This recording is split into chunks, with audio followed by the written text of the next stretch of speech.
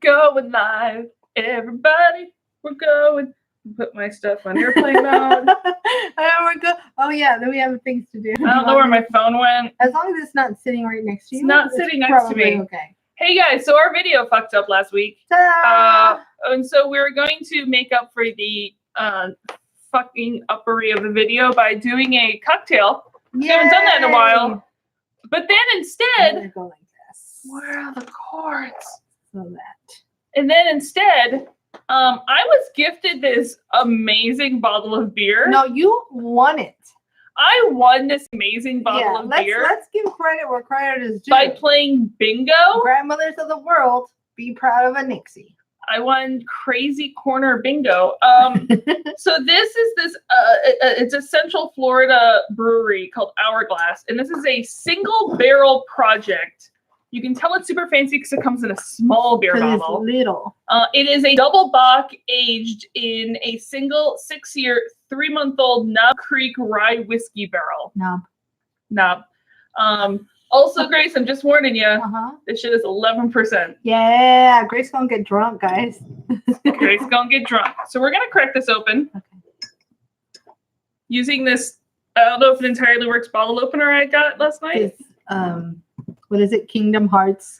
It's a very Kingdom Hearts-esque Hearts key to the kingdom. I think my friend. Where's it from? I like it. I'm pretty sure friend of the pod, Val, got this as a free gift at a wedding. It's a key to our hearts. I think the card that went with it, by Val. They showed it to me, and the card that went with it said something about the key to a loving. No, the key to a loving marriage is patience and the ability to open a bottle. And farts. Yes. And because if you hold in your farts, you'll die. Oh shit! I'm like, I want to smell it. And I'm drunk. We're all done. So we're going to do the a cocktail for you guys next week. Yes. Because we couldn't not pour, and in fact, I'm pretty sure bartender Nick's going to be a little upset that we opened this, but I'm saving the other one for him too. Yeah. Oh yeah. I give myself more than you, so that's totally fine. Accurate. You want it. Well, also because it's me and it's you. Yeah, that's fair. I mean, I still assume I'm probably going to drink the end of that. So here's the deal. This is to Jacob because Jacob is a beer drinker. And next week, we'll make a drink for Selma. Exactly. To Jacob. To Jacob. Oh, that's really fun. I actually like this more than actual beers that are just normal beers. I mean, this is an actual beer. Okay. You thought it was fancy time because of the whiskey stuff. Well, you like the barrel aged. That's what it is. Mm-hmm. I'm like, leave it to me. You can fancy ass shit. You can definitely. It tastes like Christmas. Yes, but you can get a little bit of the double bock because double bock and triple bock is some of my favorite. Mm-hmm. It's already distilled down to be stronger beer. And then a lot of that I think is the barrel age for you. Yes. Because it tastes like Christmas. It tastes like Christmas, and you can definitely taste the rye whiskey. Yeah. 100%. Yeah. It's like you just mixed rye whiskey in with the beer. It's like, which I'm okay with. It's like somebody was like, yeah, pour me another, and they were drinking whiskey, but then somebody poured beer, and I was like, this is fine. Yep. And it's bubbly. So that's what we'll be drinking while we record today. Wowza. Okay. I'm going to hit record on this guy. Are you ready? Okay. I am ready. Are you ready? Is there anything that we should... For the pod alone? For the thing... There's a bug on our lens. There's a tiny little ant. If you see something, there's like a little tiny sugar ant. We're coming. We're going to get... Well, now that we've all seen the lab, something's coming to try to mate with us and form race. Yes. The sugar ants are going to form... Sugar wraith. Yeah, sugar wraith. That's like somebody once told me. So close. I just want to fly. What you want? What you want? Put your arms around my baby. Okay. Ready? Yeah, I think we're ready. What episode are we on? Yes. 188. Do you like that answer?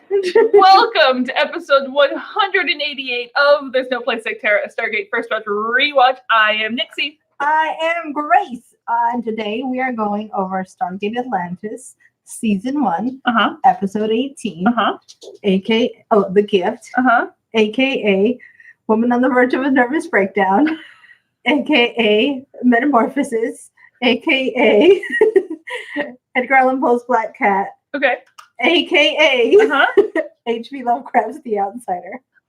Okay. My aka Nightmare on Lanta Street. Yours is the best one. And I'm keeping that one. Nightmare on Lanta Street.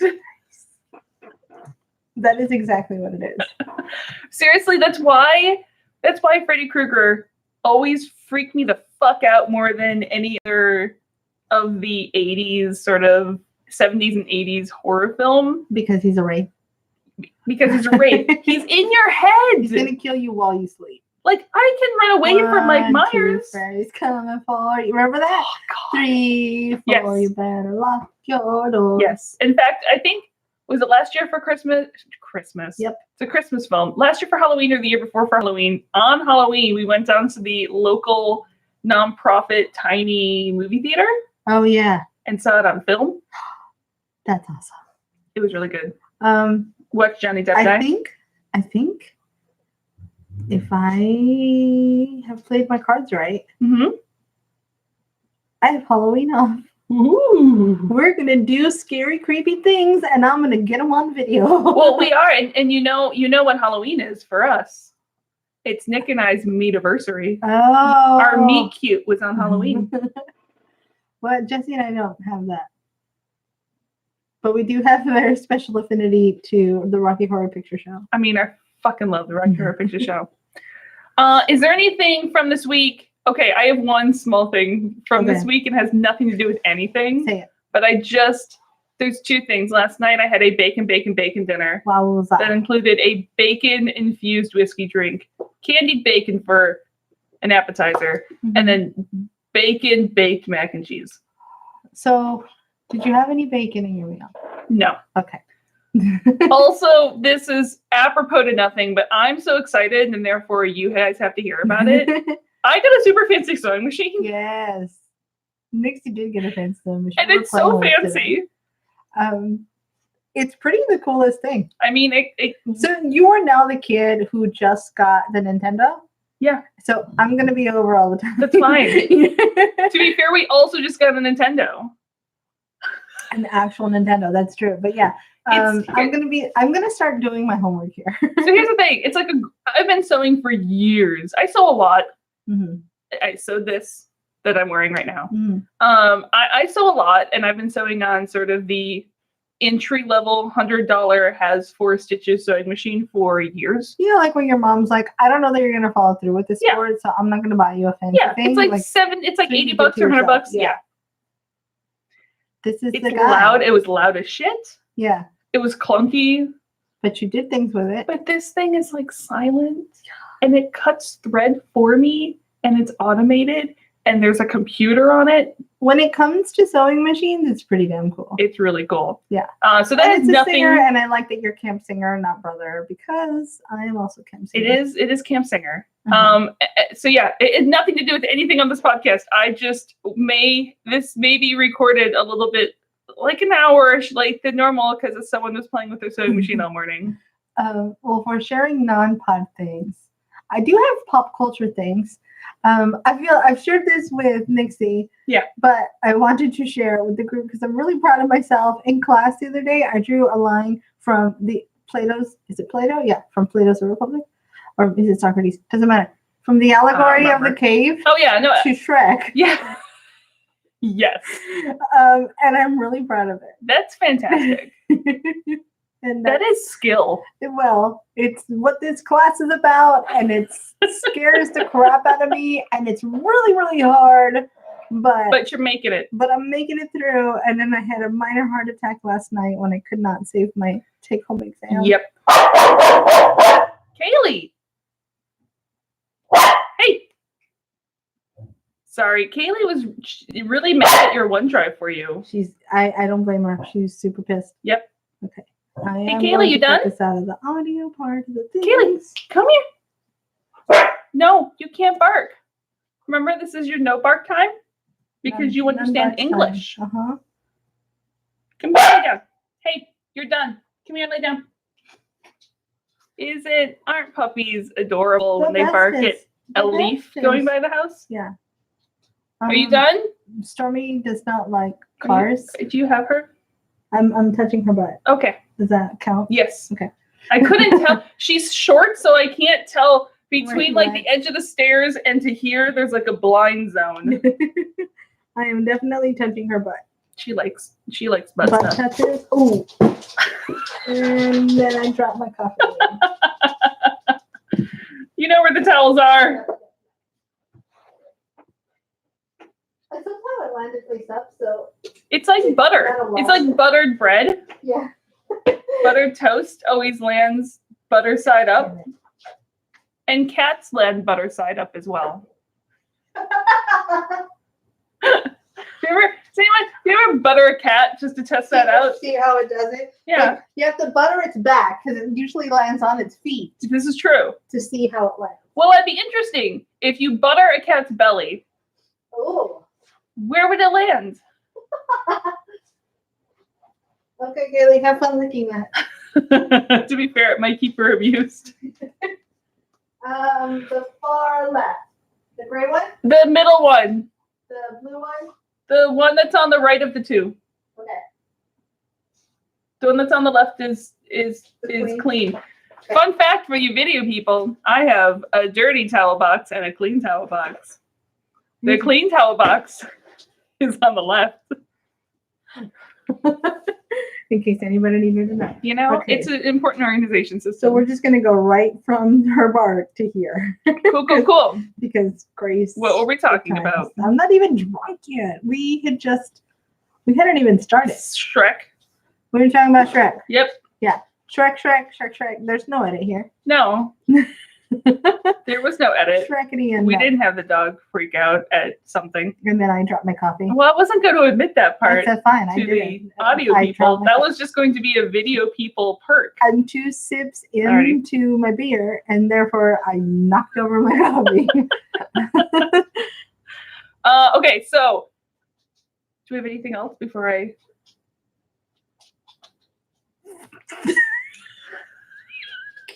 Kelly just rubbed up against my leg and she's wet with coffee. March 11th, 2005. This was written by Robert C. Cooper with some story help by Martin Giro. And directed by, I forgot to write it down, but I'm pretty sure it's Martin Wood. Mm-hmm. It was definitely... Definitely Peter DeLuise. Definitely Peter DeLuise. That's what you said. Yep, 100% what I said. The whole time. The two guests here are Claire Rankin, who plays Dr. Kate Heitmeyer. And the important thing that I felt like sharing is, according at least to the Stargate Wiki, she's a certified sommelier. Oh, fancy time. That just, I love it. I'm a fan. And Dr. Brenda she's a doctor of awesomeness. Dr. Brenda McDonald plays... Dr. Brenda McSommelier. I'm gonna make up that character. Brenda McDonald plays Sharon. Yes. And my favorite small fact I could find about her is her IMDb entries only go back to 1992. So, I mean, she could have well been a stage actress well before then. But in my head, some of her first credits still say grandma. So in my head, I'm just have the like canon that she just wanted to go on a different career adventure later in her life. Oh, interesting. Yeah. I like it. Yeah, I'm good with it. Don't know if it's true or not, but it's what I'm saying. She was just like, I'm retired now. I'm going to be an actress. Yeah. Cool. I'm down with that. I like it. I want to be a witch when I retire. I'm going to be a drug addict when I retire. I've said it before and I'll say it again. Yeah. If I make it to 75, I'm doing all the drugs. All of them. I mean, I see no mushrooms. fine. Yeah. Psychedelics. I'm going to be Raven. Yep. With the 18-year-olds. They're I going to be like, what is happening? Yep. Yeah. All natural ones, of course, because those are the only fun ones to I'm going to pretend to be like an old sage and be like, come with me. I'm going to be the wild mother. You're going to be the wild mother. My goal, I've said this many times before, my goal when I get older is to be the lady at the end of the street that all the kids in the neighborhood think is a witch. Well, I want to be Radagast. Oh, Radagast is cool. That's kind of what I want to be. I just want to I'll be Trelawney. Oh, yeah. I'll be Professor Trelawney. We can still be friends that way. Yeah. I dig it. Cool. So we start with the Stargate night shift. On the night shift. What is that? I don't have no idea how that song actually goes. I just know it goes. I made shit up. Don't know. Also, McKay is still up, finding his coffee cup empty. Ford has a comic book on the wall, which is The Amazing Avenger! And I believe that's Martin Wood as a superhero on the cover. Oh, and that's awesome. Also pretty sure it was made for Avenger 2.0. It was never used. So they just kind of stuck it there. I like it. Also, because it's Ford, he has a gun under his pillow. Oh, sure. I feel like a gun under the pillow is not smart.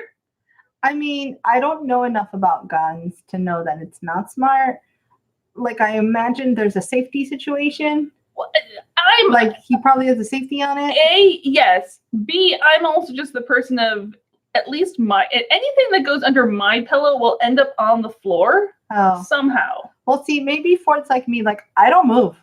I'm just like, maybe if you want it near you, put it on the nightstand that is literally next to your head. Well, if you sleep like you, or if you sleep like domestic partner boyfriend Jesse, also looks like a hurricane in the bedroom. But I go full vampire when I sleep.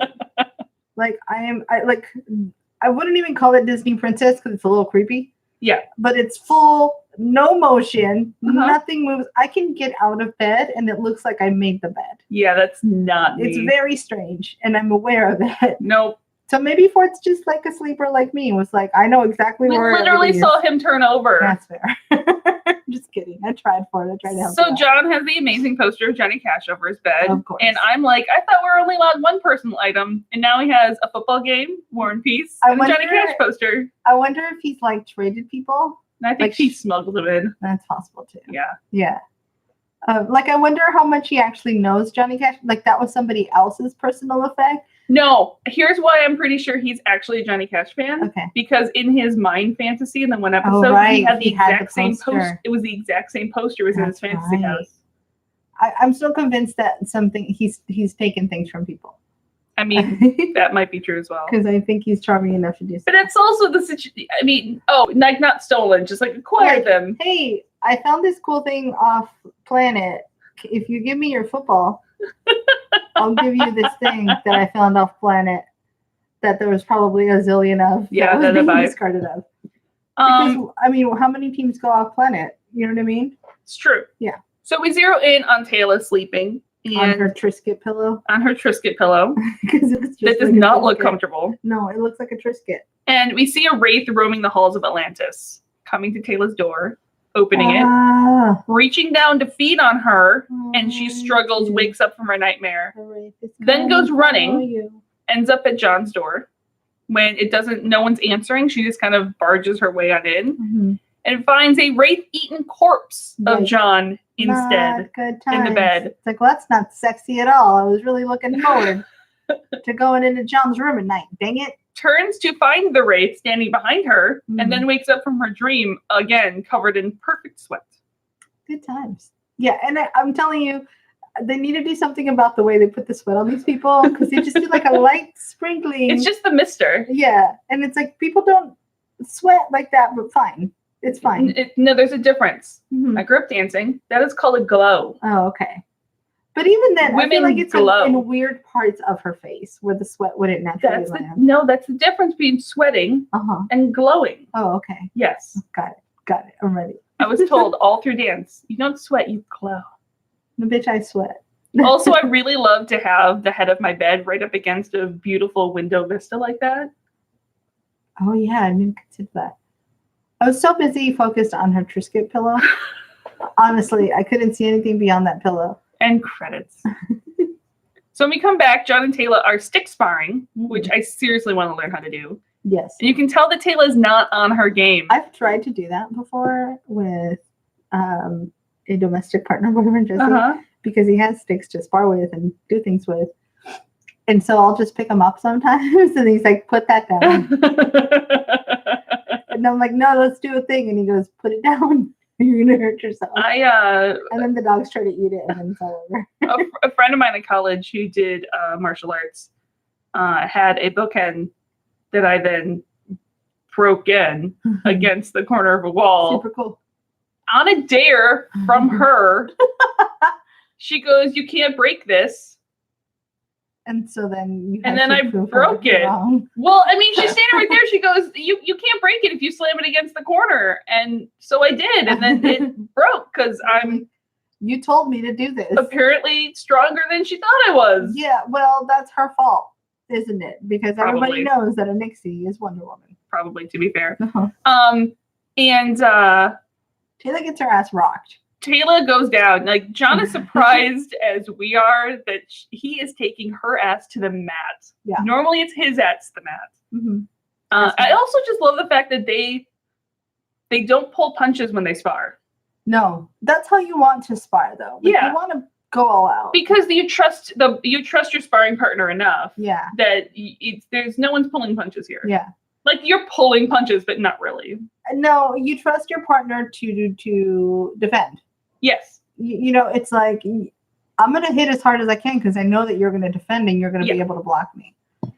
It's kind of like, I've told this story before, but I love it so much. That Tell it again. That when my sister taught her girls to play softball, she's like, "I'm throwing the ball at your face. I'm going to hit you with it because I trust you to catch it." Yeah. And sometimes I didn't. And she did. And you know what, though? I've never seen kids play that well. Yeah, sometimes I didn't catch the ball. You know, if you hit your arm hard enough with a softball, you can get a bruise that is so distinct that you can see the stitches in your bruise. Yeah. I've gotten one of those before. Yep, that's fun. But you stopped it with your body. Yes, I did. See? And it wasn't my face. Past you. That still works. So Teyla admits that she has not been sleeping well. She's having intense nightmares about the wraith, and they haven't been this bad since her father was taken. And she's cranky as fuck. Yes. So in the briefing room, Weir is speaking to all the department heads. I can imagine that's all the department heads. Like, any ideas? Anything? Anybody? We have a week till the wraith get here. You can see tensions are high as McKay and Zelenka are bickering over telling Weir they think their best option is the chair, but they're not really sure. Yeah. They have a chair here, just like the one in Antarctica. Yep, just like Jack's chair. Jack's lazy boy. Yep. McKay has the concerns that they just don't have the power. Right. Because they haven't turned it on yet, let alone see how much juice it uses, which, I mean, the shield is a power hog enough that this thing is probably going to be the next power hog, but they don't know. It could use more energy than the shield. I have a feeling this chair is going to come up again. Here's my theory. Yes. The chairs are connected. When we finally turn on the chair, it's going to wake up the chair in Antarctica, and then Jack's going to come to Atlantis. And right when Sam and Jack have figured out that they love each other and he's going to retire, he's going to have to go sit in the chair. Okay. The end. Okay. I'll take a drink. Yep. So, meanwhile, Bates is like, the chairs are alive. Okay. And then Bates is fairly sure he found a good alpha site, and John is going to do the final inspection of it after lunch. And as for the Athosians are a bit like, why the fuck should we evacuate? Yeah. No world is safe. We spent our entire lives running from the wraith. Right. So like, fuck it, we're gonna go down like badasses too. Yeah, and so Weir takes that to go. So you're just gonna stay put. Like, they're gonna destroy Atlantis. And then Teyla's basically like, "Bitch, did I stutter?" Yeah, because she's like, "We're going to destroy Atlantis before the wraith. We allow the wraith to take control of Atlantis. Right. So if you stay on the mainland, you're gonna get cut off from the Stargate." And the Athosians, she's like, "Yeah, the Athosians get that." And Weir starts to say something and just Teyla snaps back, going, no, we're going to fucking fight next to you. Well, there's this thing that happens a lot where the crew from Atlantis, Weir especially forgets that the Athosians are a full race and people, not children she has to protect. Yes. And Weir quickly goes into this, like, I must protect everyone mode. She goes full Janeway, if you will. She goes full Janeway. But these people are fully capable people. Yeah. They may not have the advanced technology that our Atlantis crew comes with, but that doesn't mean that they can't be of use, and that doesn't mean that their spirit is not that one of like, no, we're gonna fight. Well, it's also just the fact that doesn't mean they don't have the agency to make their own goddamn decisions. That too, yeah. If they want to stay there and be cut off from the Stargate, that's not necessarily the worst thing that can happen to the Athosians. Mm-hmm. They're like, we've been in worse. We've literally already lost our entire home. So what's the difference? Because the question is if they don't have a Stargate on the planet, would the Wraith be less likely to visit there? Well, based on the end of this thing, then yeah. If there's a Stargate, then there's no way to get back to where you're trying to get to. It's an interesting question. Can you protect your village, protect your planet from the Wraith by not having a Stargate? I think it gives you a chance to be less desirable to the Wraith. It'd also give you nowhere to run. That's the thing. Your planet. So it makes you less desirable. However, if they decide to come for you, then yeah, you're fucked. Yeah. So it's a gamble. You can take that gamble and be like, well, we're gonna get rid of our Stargate because then they're not gonna want to come here. But yeah, then there's no room to adapt the plan. Yeah. So the mere thought of staying and fighting in the city sends Kevin off the fucking deep end. Because he's a big giant pansy. He's like, there's tens of thousands of life-sucking aliens and a highly advanced civilization of spaceships, and they all let him on the team. They have 200 what is people. His redeeming factor? And most of them are scientists who have never fired a gun before, which I have a hard time believing. Mainly because I have a hard time believing that they would send the scientists on a mission of this sort without giving them some basic self-defense. Well, here's the difference, though. Even if they did, does that mean they know how to use it? Let's think of how quickly this team got off the ground. No, I agree with that fact. They may not be, they may have only fired weapons there, but Kavanaugh specifically said a bunch of scientists who have never fired a gun before. I think so here's the thing with Kavanaugh.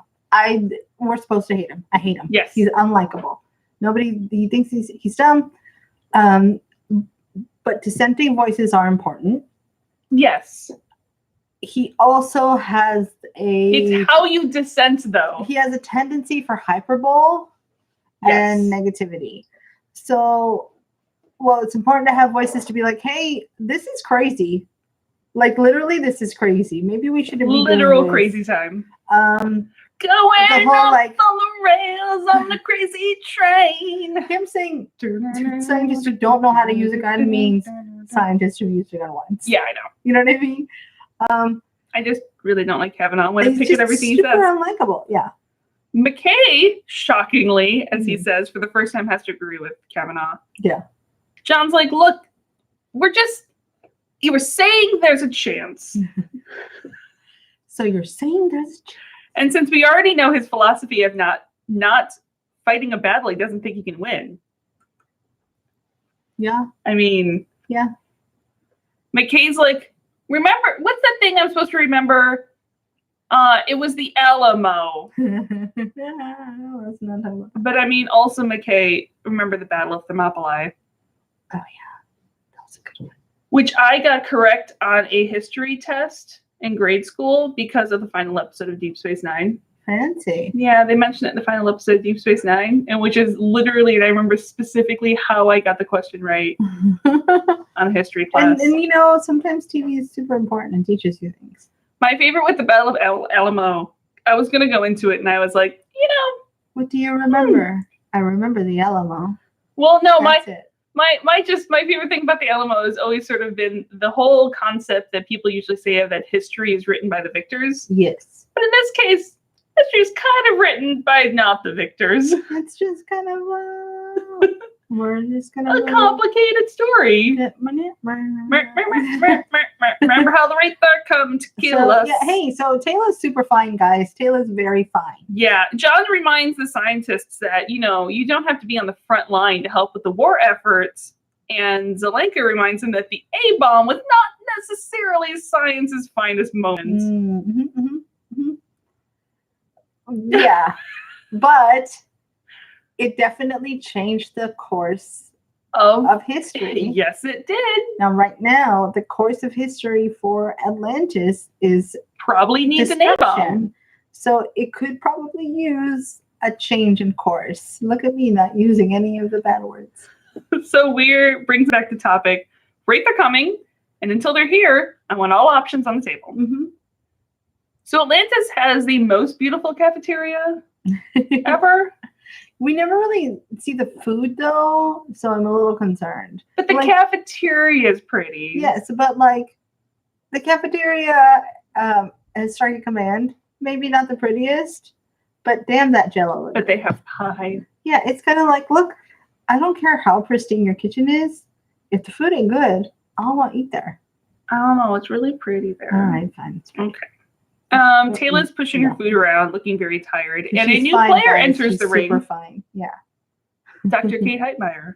Dr. Sexy Therapist. Also, am I the only one shipping her and Teyla? Is that inappropriate? No, that's fine. Someone and their therapist.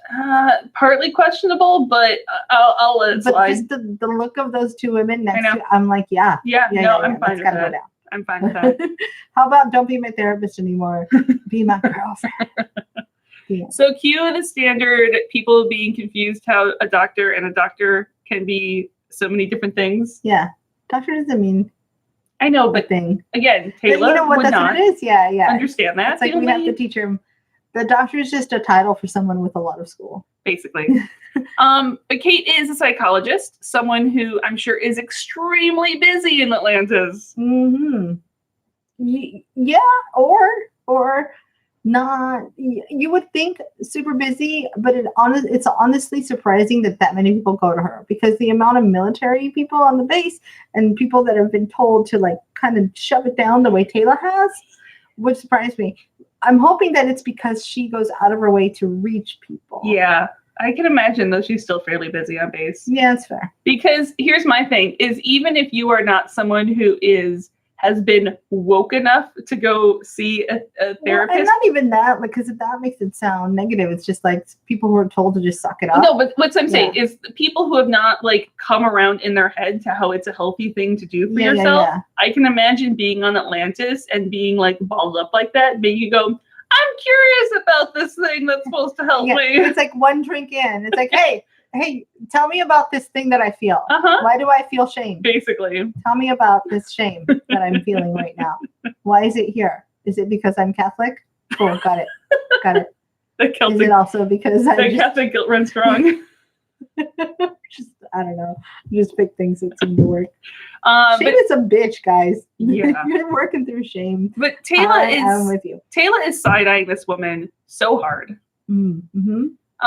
But Kate tries to make some connections, admitting Teyla must have to do a lot of the same things that Kate does for her own people, be a counselor, being an ear, and it must be really hard to always keep such a brave face. She's clearly good at her job. She's just kind of let me just have a conversation with you. Yeah.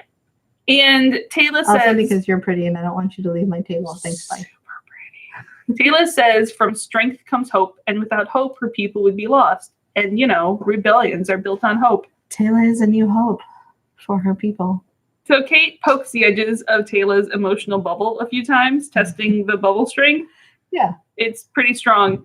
I'm here if you need to talk or more. So Teyla's like, did John speak to you? Kate's like, yeah. And Teyla nopes out of there. Immediately. She's like, I'm fine. Which, to be fair, even 30 years ago, that's the basic response from people. Fine is a red flag. Yes. I'm fine is a red flag everywhere. There's a reason why the meme is this is fine. Yeah. This is fine. This is fine. In her head, it's what a lot of people, instant trigger is like, I'm not crazy. Thank you. I don't need to talk to anyone. I'm just going to shove it all down deeper until it eats me alive. I mean, it works really well for me. It super helps. And I'm just going to shove it down there, and then I'm going to numb it with alcohol. Yep. And knitting. Alcohol and knitting. That's how I make it through life. Whereas I'm like, I feel this. Everybody look at this thing I'm feeling. Do you see it? You can't see it. Please put it on the refrigerator. How can you not see it? It's so out there. Look what I can do. Come feel it, yeah. So geared up, Teyla chases John down and away to the gate room and like whisper yells at him like, "What the hell did you tell her?" Yeah. John's oblivious he did anything wrong. Is like, I told her what you told me because you can't sleep and you're having nightmares. And she's like, I fucking told you that shit in confidence. He goes, yeah, but like, it's her job to deal with that shit. And it's kind of my job to deal with my team. So I told the person I'm supposed to tell for shit like that.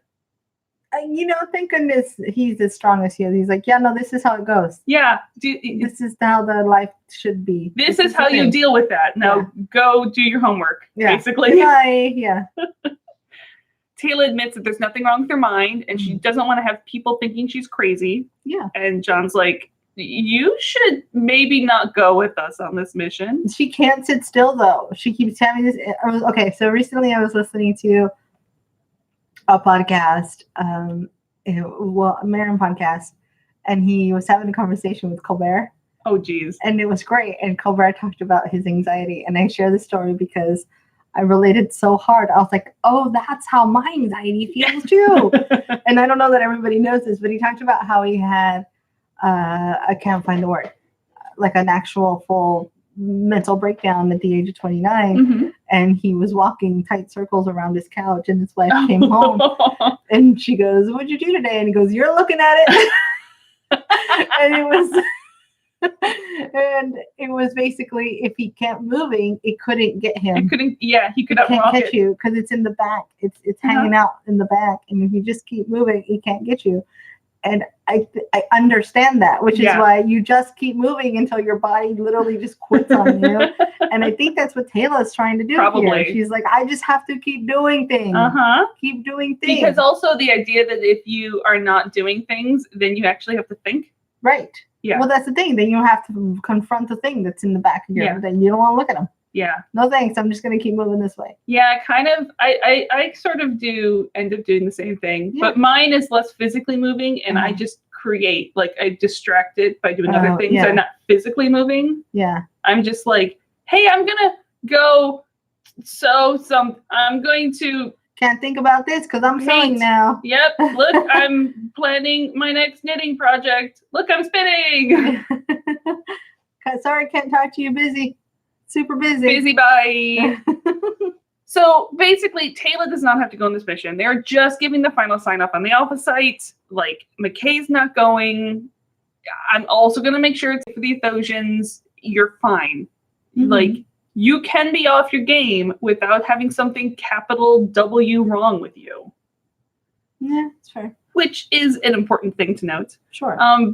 You snapped at Weir. You're snapping at me. Like, we care for you. You're turning into a snapping turtle, and we are very worried. Have a Snickers. Because we don't want to put you out into the ocean. We would like you to live on the base.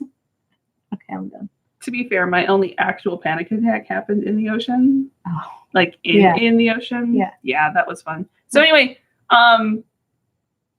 again, the whole concept of keeping it moving. She's like, I'm fine. The Wraith are coming. I have to do something. And John is like, you're doing something is a nap. Go nap. Sometimes we need break time. Go have some. Go watch British Bake Off. That does it for me. British Bake Off is good. So last night when I had my meltdown because guys, I tried to turn in a final that was due at midnight, and at 11:15, my drive died, and I couldn't access my paper and had to rewrite it. So then afterwards, I just watched British Bake Off until I passed out. Really good. I've only seen the first episode of the season. Somehow my unwinding this past week has been finally catching up on the newest season of Handmaid's Tale, and I No. That's not healthy, but yet still I need to. It's like the sooner I finish the season, the sooner I can not watch it. Yeah. Well, it's like no. Not a healthy show to binge. I started watching Dead Like Me.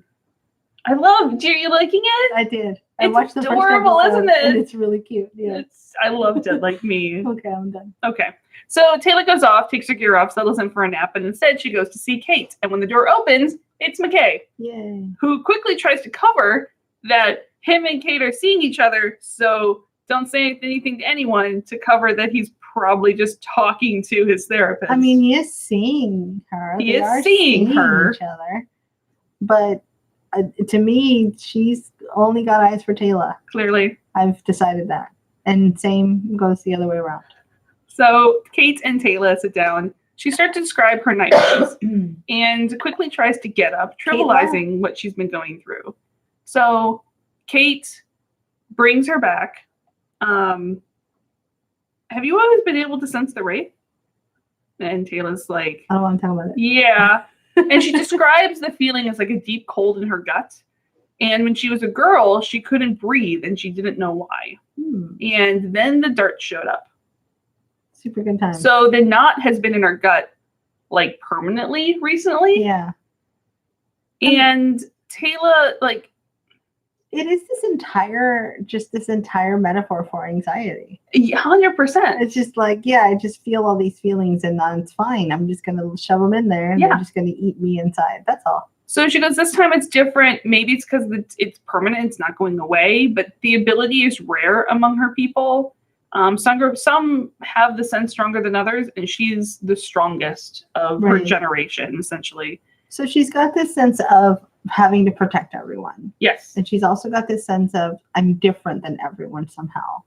And so all these things kind of build in her and create this just this state of anxiety and like freak out mode all the time. So she has to be fine. And like the feeling that she has no one to turn to. Because there's no one there. She's the only one. She's so different from everyone else. And she does say that it doesn't make her feel special. To her, it's the same as someone having blue eyes or brown eyes, if you have the sense or not. Mm-hmm. So that's true. She didn't choose this, and there was no. It's almost like a helpless thing. Like I can't choose what color my eyes are. I can't choose to be this person. Yeah. But here I am dealing with it now. Like I have to deal with it. So there's this complete lack of control. Yes. Over the whole situation. So in her nightmare, the wraith stalked the city, seeming to know exactly which room is Teyla's. Yeah. And when it stands over Teyla, the wraith is Teyla. Yay. That's when we go. It's coming from inside the city. It's coming from inside the Teyla. So Kate tries to reassure Teyla, like, is it metamorphosis where the guy starts to become the bug?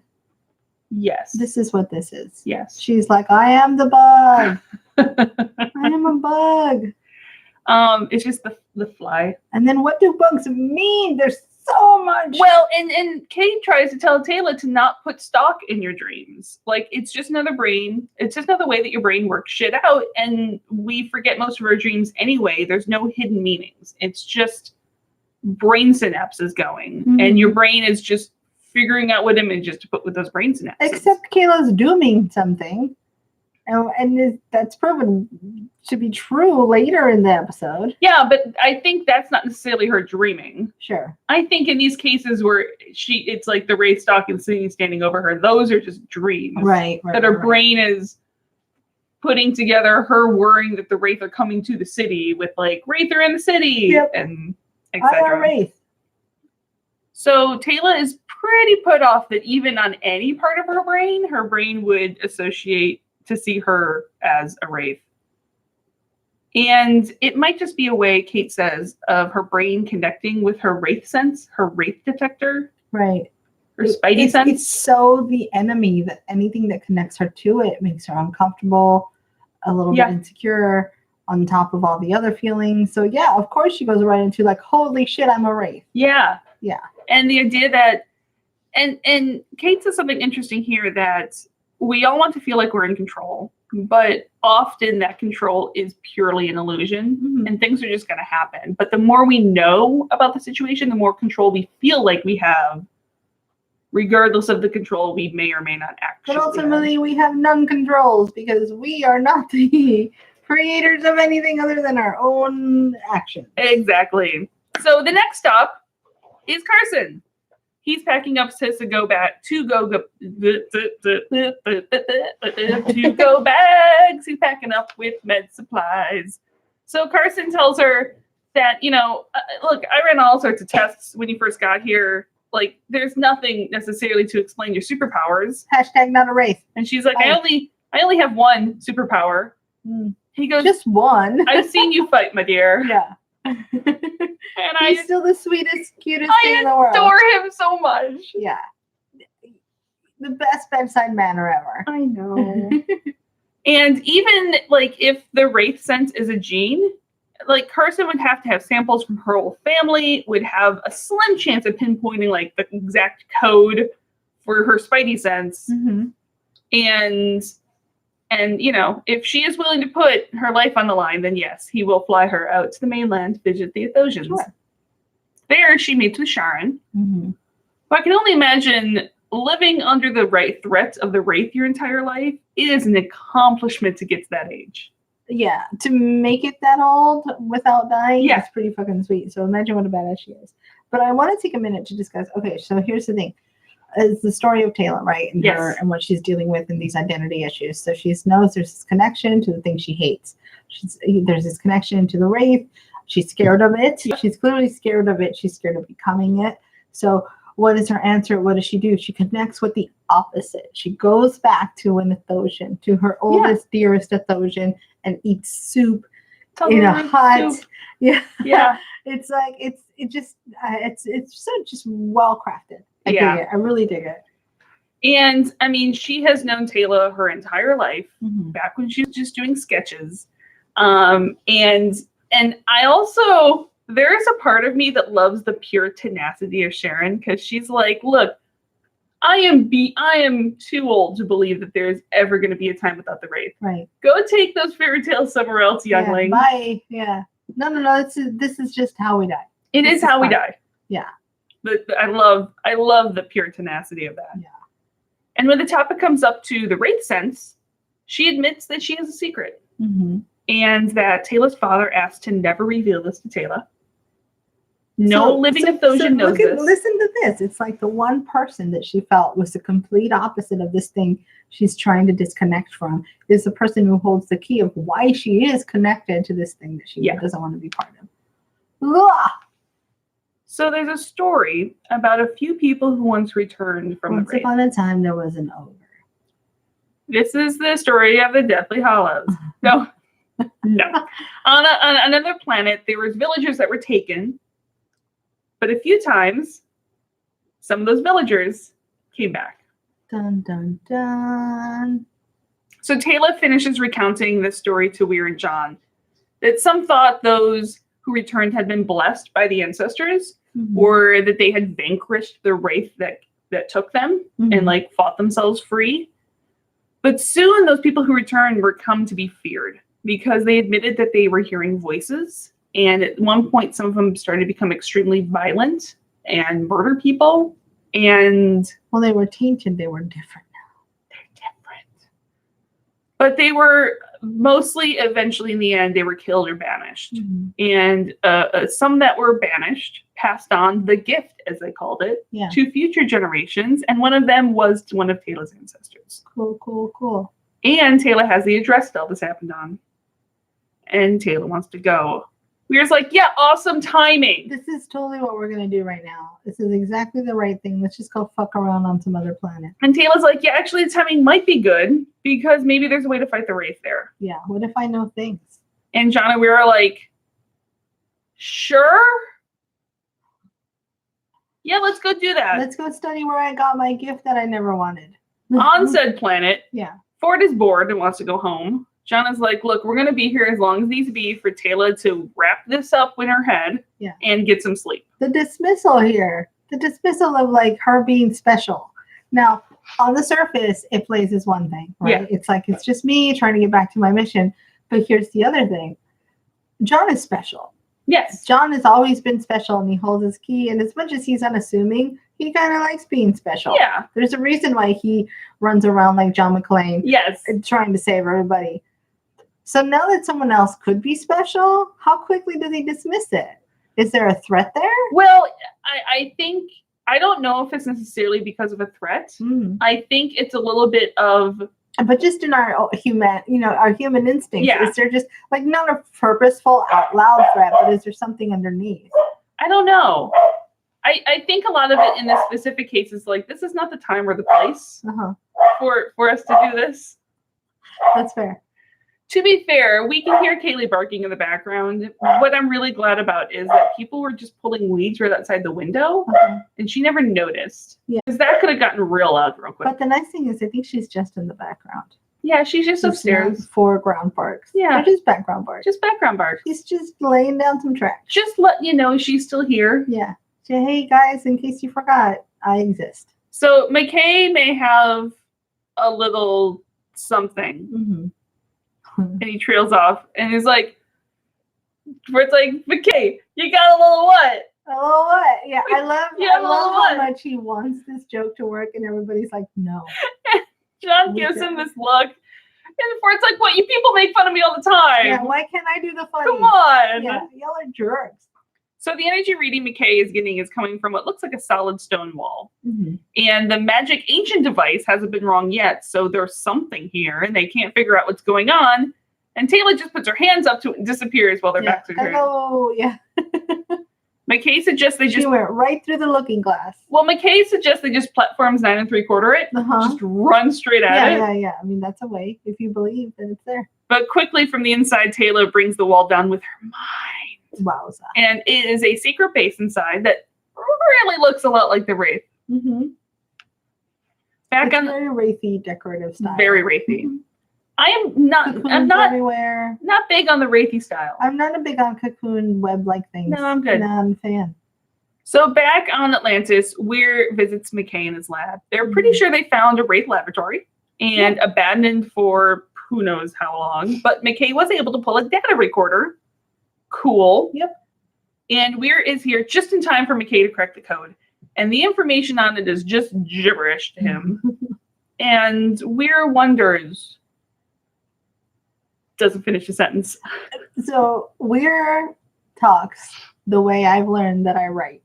Yeah. Where I'm like, no, it's all there on the paper. And it's like, actually, you never said the thing that you just told me. Yep. You said. That's what I'm learning about my writing. Okay. A lot of it... Too much of it is between the lines, and between the lines, I mean, still in my head. See, what's fun is I almost write the exact opposite because you've seen how I write. If I'm writing, it is stream of consciousness. My favorite punctuation is an ellipses. I just keep writing, and if I pause, I will ... until I come up with the next thought, and then keep. And there's no punctuation. No. What does Jesse call my writing? He's like, you're just coming in and hitting things with a baseball bat. You just come in and smack it around with a baseball bat, and then you go. Yeah. Whereas I'm like, here's every thought in my head as they're trailing in my head. Yeah. Just drowning it in thoughts. Because my mind thinks so fast, my fingers have to move so fast. So there is misspellings, there's spaces in weird places, there's missing words in the middle of a thought. Apparently, I just don't share enough of the thoughts. That's fine. When I'm like, oh no, it says it right there. It's like, oh, can't you read my mind? Yeah. Can't you read in between every other word that I didn't write? But what Weir does eventually say is that she thinks she might be able to translate the Wraith writing. I know some of these words. I are Wraith too. Ha ha ha. And then Teyla and Weir take over the base and attack everybody, and then it's all a cocoon. Guys, don't tell her that she just guessed the plot of the next episode correctly. Jack wakes up from his nightmare, and Stargate Atlantis was always just in his head. Oh, man. No, and Daniel's. Okay. Yeah. So back in Kate's office, seemingly, Kate's like, maybe you're only able to open the door because you were Wraith. And we see Wraith Teyla again as Teyla wakes up from another nightmare, terrified. Drunk face. As I would be, however, to be fair. She was dreaming of her. She was dreaming of Kate. They love each other. So cut to McKay and Zelenka trying to get Carson to sit in the chair, which good fucking luck with that. This has never worked. It's like trying to get Stormy into the bathtub. Guys, it's not going to happen unless you can corral him, lock all the doors, and then hold him in. And everybody wear your bathing suits because it's going to be a mess in there. Yeah, putting Carson on the chair is the equivalent of getting a dog who does not like baths into the bathtub. So we had a dog that didn't necessarily hate baths, but would begrudgingly tolerate them. Yeah. So we used to he loved carrots. Carrots is like his favorite thing in the world. We put a carrot on the far side of the bathtub. Oh, buddy. So we'd have to reach over and try to get it. Here's the thing: the dog was like 115 pounds. So he could reach, yeah. So he couldn't quite reach. He had to put one paw inside the bathtub to get the carrot, and then we just kind of shoved him into the bathtub. Yeah, no, Stormy is made of dark matter. I've shared this before. He doesn't even tolerate bats. He does not fuck with that. See, like Marty, when he was in the tub, would stand there with the saddest Eeyore face in the world. Well, yeah. Well, like you're slowly torturing him. Once he's in there, he's very dignified and just stands and like hates you. Yeah, that's exactly. He won't take treats. Yeah. We've tried the peanut butter on the wall thing. We've gone to like the pet places where you can put the little harness on them. All of it. He hates all of it of any type. He is not a fan of water. To get Kaylee is kind of the same way. Well, we used to do just outside with the hose. Yeah. And so someone just has to hold her scruff. Yeah. It is definitely a two-man job. And just hold her there and don't let her move. And you have to like trick her. You can't bring anything out. Yeah. It's like hide the soap. So what I'm saying is, if they could put some peanut butter on the chair, Carson might sit. What if they just put like some scotch on it? Oh, that's a good, just put some good single malt. Like, just come get it, boy. Come on, Carson. You just gotta sit in the chair. Just gotta sit in the chair. It's right here, buddy. Good boy. Good boy. And he sits there and begrudgingly drinks it. You just broke me. I'm sorry. I'm mainly laughing because that's how you would get me to sit in the chair. Yeah. Just look at this wool I found. No, the scotch. And the scotch and I feel like if it weren't enough. But the begrudging, I'm gonna drink it anyway. I'm just gonna drink the scotch. Yeah. You better get all the readings you need while I drink this scotch. Yeah. Because of course you can't just down scotch. You have to sit there and sip it. That's why you use scotch. Anyways, it's a Three Stooges campaign is what we end up watching. It's beautifully awesome. Yakety sax plays as they all run around. Also that played in the last episode. Yeah, plays in all the episodes. Critical Role. Yeah. yeah. That's true. Here's your Critical Role reference for this week. But the main thing, there's not enough power to send any squid weapons out or anything. What they need is someone to sit in the chair so they can calculate how much power they think the chair is going to need if we had enough power to even work it in the first place. How much power could a chair power if a chair could basically power? And as this bickering continues, Weir comes in and needs to steal Carson, who is very relieved at that fact. I'm taking my scotch. And she's like, "You were right." He goes, "Lovely." Mm-hmm. About what? And apparently it's the fact that the Wraith evolved after the ancients arrived in the Pegasus Galaxy. Yeah. Which apparently McKay and Zelenka had a bet upon. Oh. I need more McKay Zelenka action. We all need more McKay Zelenka action. A lot of they need their own spin-off. Idiocy. I want a sitcom. I want to see them bosom buddy style. Yeah. I want to see them going out to bars. Yeah. Or taking a vacation together. Imagine them on a cruise ship. You know what I'd be down with? I actually would be down if they, picked the main cast and instead of doing the Atlantis adventure sci-fi, you can keep it the setting as Atlantis, but did a friend style, and so you just have McKay and Zelenka as Joey and Chandler. That could work. Yeah. Or even as standing tall on the way. Perfect Strangers. Took me a minute. Well, I mean, you can have There's so John many. as You can make them adopt a baby. You can make them own a zoo. Three men and a baby. Yeah. So many with Carson and Zelenka and McKay. 3 men and a baby. Yep. Yeah. I dig it. This is happening. I need this in life. Okay, I'm gonna write it in my head right now. Okay, you go ahead. I'm gonna continue with the story. Yeah.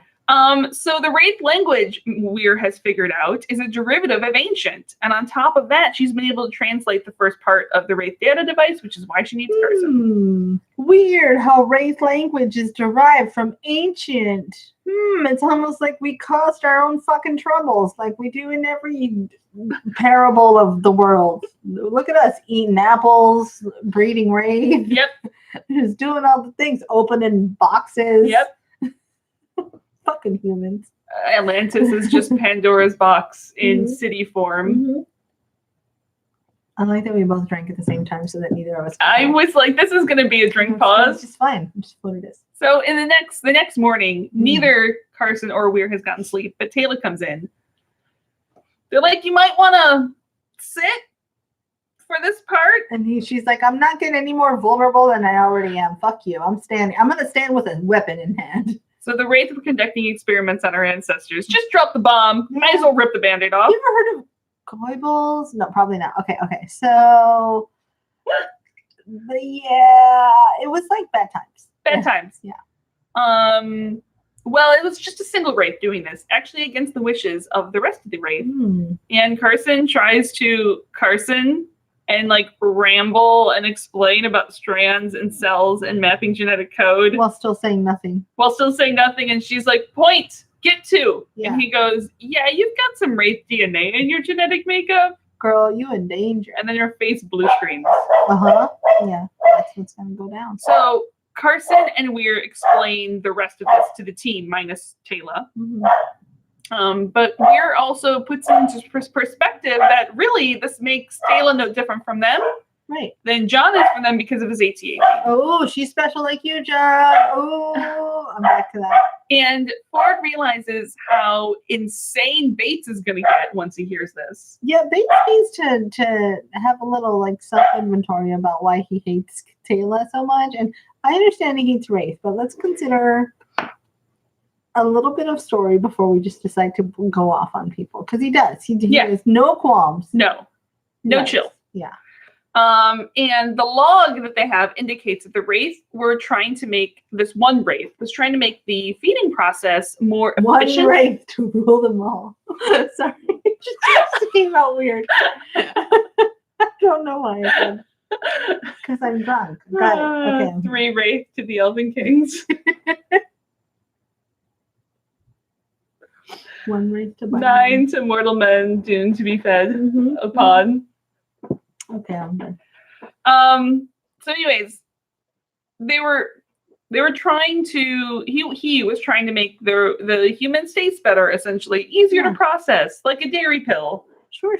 And because the Wraith are still closer to that bug thing that John thought no one would ever talk about or mention again, to that thing than they are to humans. Yeah.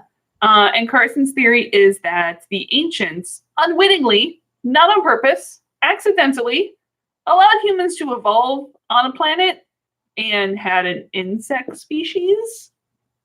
And those insects fed on the humans, their DNA got manipulated and they kind of evolved into the Wraith. Abominations. Yeah. They're just abominations. Well, they're just, nature finds a way. Oh, gross. Life finds a way. Yeah. They just Jeff Goldblumed their way into existence. Do you know that Jeff Goldblum's on tour? Is he? Yeah. Can we go see Jeff Like Goldblum? a live tour? What does he do on his tour? Do we care? I guess not. Yeah, no. Okay. He's one of those people that it doesn't matter what he does. Stand there and tell me a story. Yeah. Okay. I'm in. So yeah, they just Jeff Goldblumed their way into existence here. Yuck. And Carson's in my head they mated. It was gross. Ew. I'm done. Maybe it's kind of what happens, like, you know how I get really sensitive to mosquito bites? Yeah. It's kind of the same thing. Mosquito lady? No. The mosquitoes that have my DNA, and the mosquitoes are going to evolve. Oh my God. Into a mosquito-human hybrid. That's not okay because there is no stronger human on Earth than a Nixie. Holy shit, we're all in trouble, guys. But Carson says his end goal, to be fair, his end goal is a little extreme. Extreme times call for extreme measures, but his end goal would be a biological weapon that can attack the Wraith only and not humans. Yep. Because regardless of their DNAs or not, think about what it's going to do to Teyla. Genocide. Yeah. I mean, A-bombs. Yeah. That's why you don't let the scientists do things if you have moral quandary. Like if you're this is how you get a Ravenclaw Dark Lord. Yes. You told me to find an answer. I found you an answer. And now you're all upset about your morals. Exactly. Fuck off. Yeah. So McKay is on a bigger point. That none of this helps them. This is all cool. Yeah. The Wraith are still fucking coming here. They're coming. And Weir's like, yeah, he has a point. We should get back to work on trying to like kill the immediate Wraith infestation. Yes, it's important that we got it. Wraith coming. We're all gonna die. Cool. Let's not think about the creepy bug abomination anymore. So in Kate's office, Teyla knows that it's not her fault. There's nothing she can do. She's no different now than she was yesterday. But that's actually what she's most worried about, is how others are going to react. Her father said it was a gift, that it helped warn her people, that in a lot of ways it's why she became the leader of her people. But even though nothing has changed, people around her now have reason to fear her. Right. Why are bugs always the enemies in Stargate? I tweeted this to you earlier, and I don't know if you saw it. I didn't. It's always bugs. Replicators. The Wraith are ultimately just bugs. What is our obsession with this? What Probably because the writers are what's the term for bug phobia? Bug phobia. Yeah, they're bug phobics. They're bug phobic. But it's bigger than arachnophobia. It's just bug phobia. It's all the bugs. That's the Latin prefix for bugs, right? It's bugs. Yes, bugs. Yep. So John and McKay come into Weir's office talking, and Weir's like, hold, as she continues reading. Why did the Wraith scientist stop? She asks. It's not because the others stopped him. He just stomped on his own. And also, why were the other Wraith against it when it was supposed to help them feed? Interesting. So the Wraith communicate with a telepathic network, we know, and thankfully they can't read the minds of humans. But Weir is discovering that as a byproduct of just mixing a small amount of Wraith DNA into humans, those humans could tap into the Wraith neural psychic Wi-Fi. They need to put up some firewalls. Yeah. You didn't know how to put up firewalls. Yeah. Fair. So Teyla mentioned that when those returned humans, they were hearing things, and it must have driven them mad, which is probably why the Wraith gave up on his experiments, and also why they turned violent. Like, they were just hearing voices nonstop in their head. It's like when you open the site and you're like, this is spam, fuck, close it. It doesn't close. Yeah, it didn't close. And then you just burn your computer. Yep. That works. So he released the Wraith released the humans back into the village because he thought interbreeding would dilute. I'm just not going to tell anybody what I did. Just go back to your people. Yeah. He was just hoping it would that guy's in so much trouble. Die down over. He totally is. It would just die down over a couple generations. Guess what? It didn't. And the rest of the Wraith took out that planet. And however, they took the planet out, but some of the survivors had already been banished. And they were just able to continue on the, experiment, essentially. And so the idea is that Teyla might actually be able to do more than just sense the Wraith coming. She can crush them. She might be able to hack into their Wi-Fi. Wi-Fi. The bugs that they are. Hack into the Wraith Wi-Fi. So in Teyla's room, Kate and Weir... To the Wraith Rex. No, it didn't work. Nope. I tried. I saw you trying. It's a good try. Kate and Weir explained to her that most likely she can hear the Wraith as well. And you just never knew you could and never tried. I mean, who would want to try? That sounds dumb. I mean, I would never do that. Whatever, no big deal. And like, Weir's never going to ask her to do this. It's exactly what you know what it is? It's when, like, Harry uses the scar to spy on Voldemort. Yeah, don't do that shit. It's like, usually those lines are open both ways. Yeah, no, it's exactly like when Harry... Yep. Like, thought he could outplay Voldemort in his own mind. And it's like, dude, come on. Snape is trying to teach you how to not do this shit, and you're like, fuck you, Snape. And it's not, Snape is like trying to help you learn how to turn that ability off, and you're like, let me go poke the bear. Yeah. Nothing bad can happen if I go poke the pile of fire ants. Assholes. They rate their fire ants in this analogy. Like just in case you weren't clear. Yeah, nope, I'm following. I don't know what path we're going down, but I'm following. Again, a double sip pause. So Weir's like, I would never ask you to do this if I didn't think it would blah, blah, blah. And Teyla's like, no, I'm probably going to do it. Because that sounds like the weird, dangerous shit that I'm into. Mm-hmm. And I don't know how to do it. Because I will do anything to protect the people. Because that is what my identity is. And my identity right now is so fragile. Can I say that I'm willing to cost my life? I think there's two parts. Mm-hmm. I think part of it is her like innate need to protect people. Mm-hmm. I think also a part of it is also wanting to do anything to prove her loyalty and to prove her self-worth. That's exactly right. And it's just this need of like everything of all of these things are so fragile right now that I am willing to give up my life. Yeah. To prove that that's what I am. Yeah.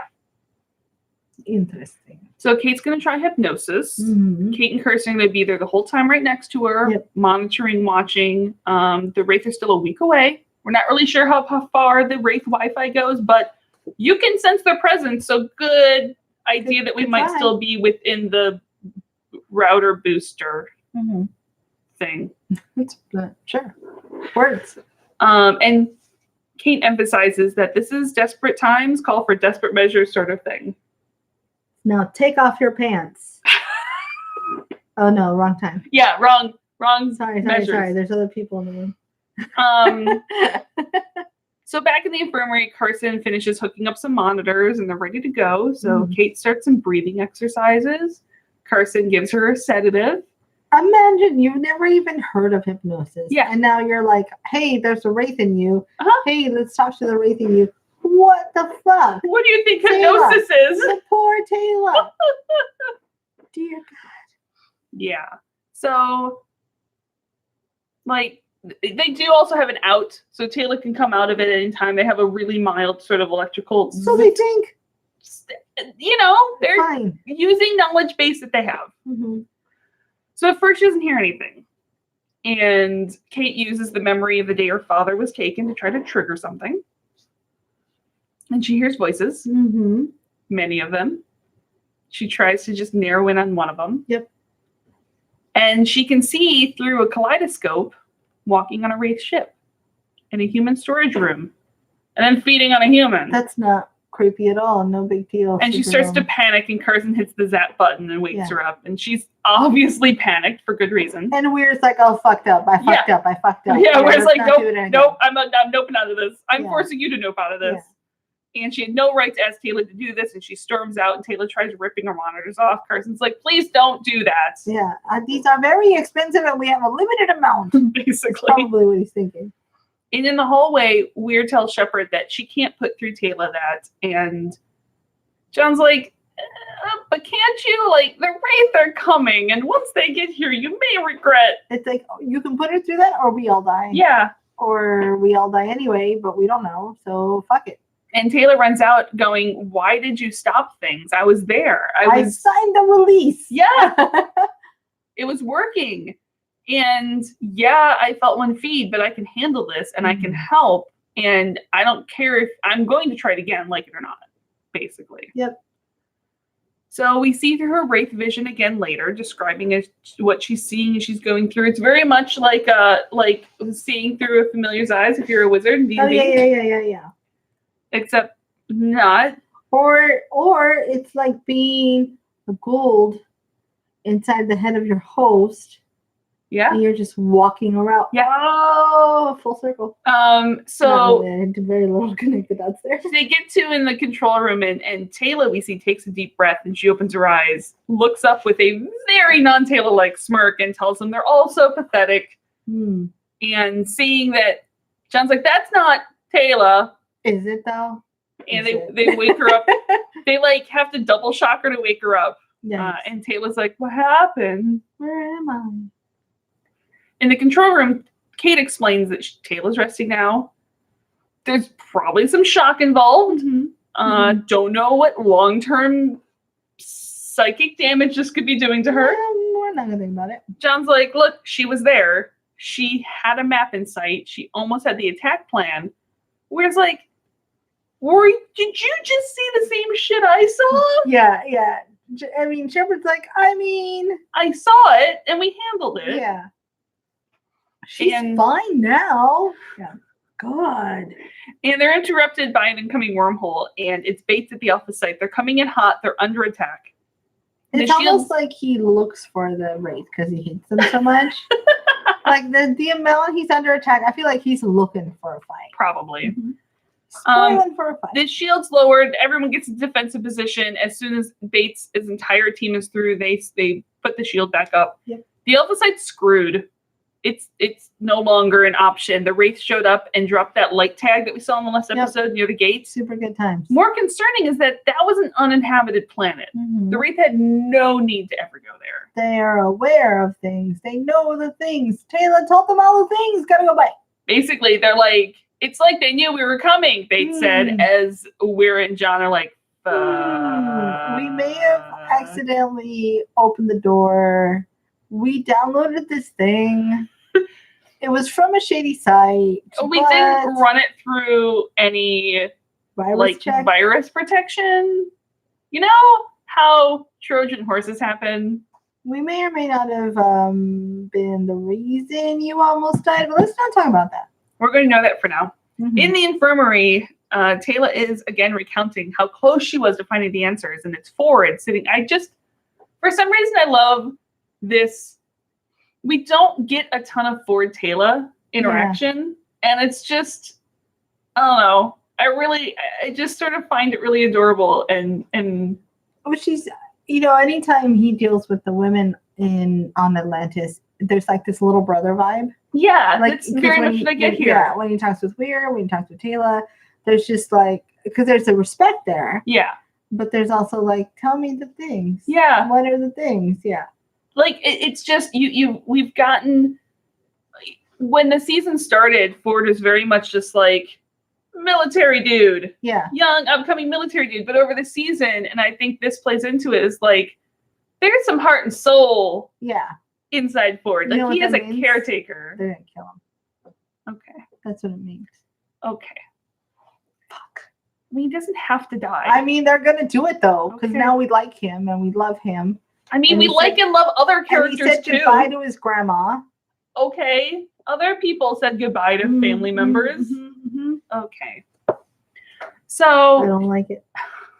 She thinks what she saw was a map, like a battle plan. Yeah. And there's more, and like it's something more than just wanting to wipe out Atlantis. She's sure of it. And Ford's like, yes, they want to eat us all too. Yeah. Because we taste good. Because we're human. We taste like chicken. Yep. Probably.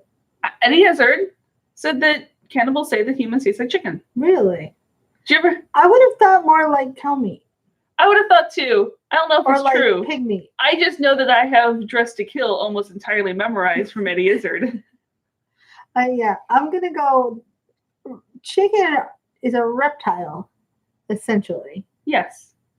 And we are not. I always thought more like lamb. Oh, okay. See, yeah, I'm going to go with like pig. Or like venison. Like we're probably made of bacon. I'm going to eat my own arm. That's not where the bacon lives, though. It's the problem. You know everything. I mean, I do know where the part of the pig the bacon comes from. It's not. Oh no, I have arm bacon. It's not okay. Yeah, I make arm bacon. My body is special. All of humans are just bacon. Gonna slice an arm and then eat it, and then it'll grow back, right? Because that's We're trying to take the beer away from you, Sue. That's how skin and flesh works, right? It just grows back. That's how skin grafts work. Yeah. Yeah. This is getting weird. Yep. To be fair, I still remember an early episode where we talked about having a grill on someone's stomach. So this is still not the weirdest conversation we've had. It's true. It's up there. Mm-hmm. But what Teyla's getting the fact that it's not just they want to eat us. It's the fact that they're getting desperate. Mm-hmm. They've always been so confident in their ability to rule over the galaxy because of their numbers. Yeah. Because they just vastly outnumbered all the humans. But now they're all awake and there's a food shortage. That's the desperation. Yeah. They're hungry. So Teyla doesn't remember like the Wraith ever speaking through her, but she knows the feeling right before they took over. Oh, okay. So Ford's like, I don't know if they're gonna be a next time that you can stop it. Like, I don't think they're gonna let you go do that again. Yeah, you're done. You're done now. She's like, bitch, watch me. Yeah, I'm in charge. In the conference room, for some reason, they fill Bates on everything that's just happened. You know, I wonder if they assume if we tell him he'd be less likely to fly off the handle. Yeah. As you can imagine, he doesn't take it well. Mm-hmm. Firmly blaming the alpha site issues on her. God, he's so quick. And Ford comes in and is like, guys, Teyla's going to try again. She was really close to something big. Weir's like, that's not safe. And Bates is like, she's going to give intel away.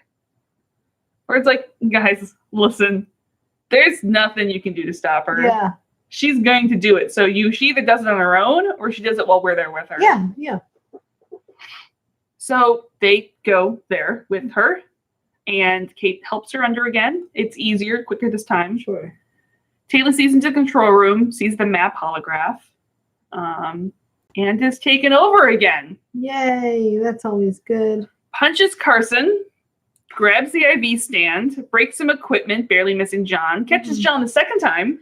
I mean, we forget that this is the badass that she is. Yeah. Like, of all the people, it's like in your party, the person you don't want possessed is your barbarian, because then everyone's fucked. Or your fighter. Yeah. As we found out one time. Yeah.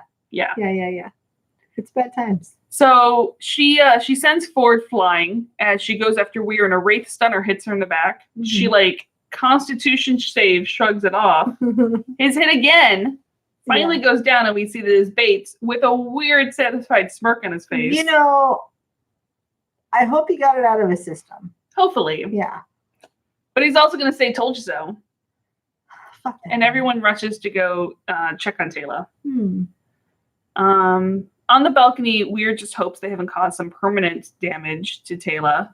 And John's like, look, she's one of the strongest people I know. She's holding it together after all the shit she's been through in her life. I don't think that would have been my defense. I would have been like, she's been through so much shit in her life. We can't break her any more than she's already been. Yeah, and I think sort of that's more what John was trying to get to. Yeah.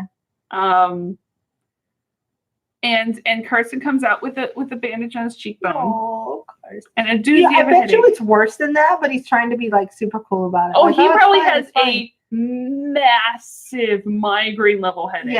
Yeah. Probably a concussion. Yeah. But he's like, no, I'm fine. Doctor, heal thyself. Yeah. Oh, buddy. But Teyla's awake. Carson is a puppy. Carson is a puppy. Oh. And I really, really like puppies. Puppies are good. What kind of puppy would Carson be? I don't know. Something fluffy. Yeah. What's the dog's? Saint Bernard?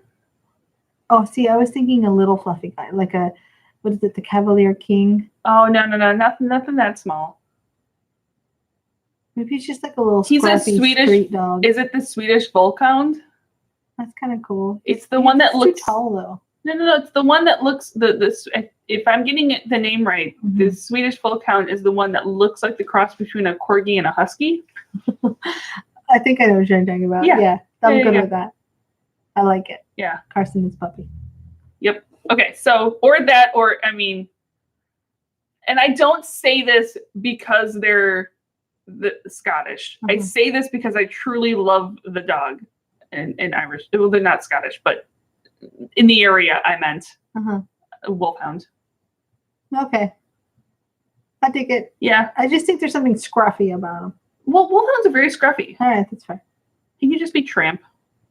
Yes. He's just an adorable mutt. He's a little scamp. Yeah. I like it. Okay. So Teyla apologizes for letting the wraith control her, which... How do you apologize for a thing you didn't do? Yes, but she's still going to apologize. Sure. I would too. Yeah. Although the idea that the wraith can control her concerns everyone, including Weir. But Teyla is pretty sure she reassures him that it's not a two-way street, that she has to initiate contact. Let's hope so. And more importantly, she saw the map. I saw the map. I saw the sign, and it opened up my eyes. And it was a map. Sorry. She saw their plans, and they don't just want Atlantis. Dun, dun, dun. They got information from Sumner when they were torturing him. Yep, sounds about right. And it's why all of the wraith are waking up. They're all coming here. They're coming. They know that Atlantis is the only way to a new feeding ground. Yay! Let's eat Earth. Earth. That's the name of this episode. Let's eat Earth. End of episode. Remember when this episode ended, you're literally like, what do you mean that's the end of the episode? Yeah, not okay. Not cool with that at all. Joke's on them. We're going to destroy the planet before they get here. Ha ha ha. Yeah, basically. Yep. I knew this would happen. I told you those chairs are connected. We're coming back to Earth because God forbid we do anything that doesn't involve us for too long. We've been off planet long enough. Okay. It's going to be Alien versus Predator. The Gold are going to help us. They're going to be Predator. Just the two shows are going to merge into one show? And they're just going to fight off the Wraith. And then we're going to be like enemies on the same side for a couple episodes. And then it's going to be done. Future according to Grace. Dun, dun, dun, dun. This was fun. I'm drunk and I got to pee. So next episode... You have to wait a couple more minutes. No, I can't do it. So the next episode we're going to talk about is Mobius, Part 1. Part 1 of the SG1? two-part season finale of SG1. Yes. Which will be interesting to hear your reaction to. No, I'm scared. No. Not in a scare way. Okay. Not in a scared way. Okay. But it will still be very interesting to see your reaction to it. Oh, boy. Okay. Okay. We'll see you guys next week with Mobius Part 1. Find us on Twitter at Terra Podcast. Find us on Facebook at theresnoplaceliketerra. Email us at theresnoplaceliketerra@gmail.com. Like us, review us, and patreon.com/theresnoplaceliketerra. Then rate us, like us, review us on Apple Podcasts and podcast things. We love you guys. Don't play with bugs unless you know that they're not going to mate with you. Okay, bye.